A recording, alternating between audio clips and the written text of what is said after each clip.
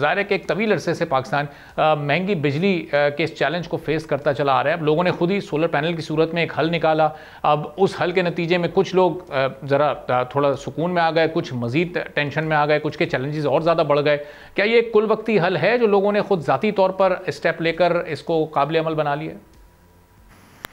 जी, बहुत शुक्रिया जी। आपका तज्ज़िया बिल्कुल ठीक है कि ये हमें इसको एक कुल वक्ती इसको हल के तौर पे देखना होगा। अगर शॉर्ट टर्म प्लानिंग करेंगे तो ये क्राइसिस जो है वो ज़्यादा बढ़ता जाएगा। क्राइसिस मैं इसको इसलिए कह रहा हूँ कि जो पाकिस्तान का नेशनल ग्रिड है उसकी फिक्स्ड कॉस्ट जो है वो बड़ी ज़्यादा है। तो जैसे जैसे लोग सोलराइज होते जाएंगे, रूफटॉप सोलर पे जाते जाएंगे, मुल्क में नेशनल ग्रिड की डिमांड जो है वो कम होती जाएगी। और जब डिमांड कम होगी तो वो लोग जो ग्रिड पे बच रहे हैं उनके लिए प्राइसेस जो है वो बढ़ती जाएंगी। और अगेन जब प्राइसेस बढ़ेंगी तो लोग सोलर में ज़्यादा इन्वेस्ट करते जाएंगे और डिमांड जो है वो और मज़ीद कम होती जाएगी। तो अब आपके नेशनल ग्रिड को एक बड़े स्ट्रॉन्ग कंपेटिटर का सामना है। अगर हुकूमत ये चाहती है कि नेशनल ग्रिड की डिमांड बरकरार रहे तो हुकूमत को जो है वो कुछ इस तरह से टैरिफ होगा कि वो सोलर के सके, या हुकूमत को इन नेट मीटरिंग सार्फिन को जो है वो ग्रिड का हिस्सा बना के रखना होगा, ताकि जो है वो आपके ग्रिड में कुछ डिमांड जो है वो बाकी रहे। लेकिन अगेन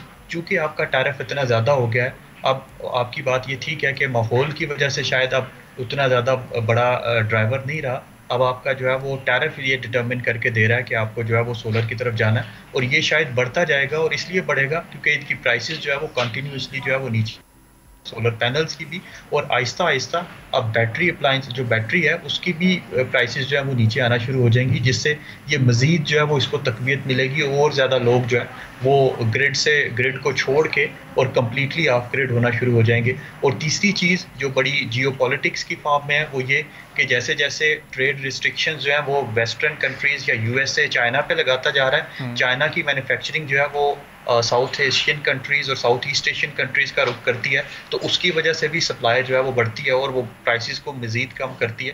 तो ये 3-4 फैक्टर्स हैं जिसकी वजह से आपका फ्यूचर में ये प्रिडिक्ट किया जा सकता है कि सोलराइजेशन कम नहीं होगी। हुकूमत को अब इसके साथ जो है वो ऐसे मैनेज करना होगा कि उन लोगों को जो ग्रिड पे हैं और उन लोगों को जो सोलराइज हो गए हैं एक बैलेंस्ड वे में लेके चला जाए।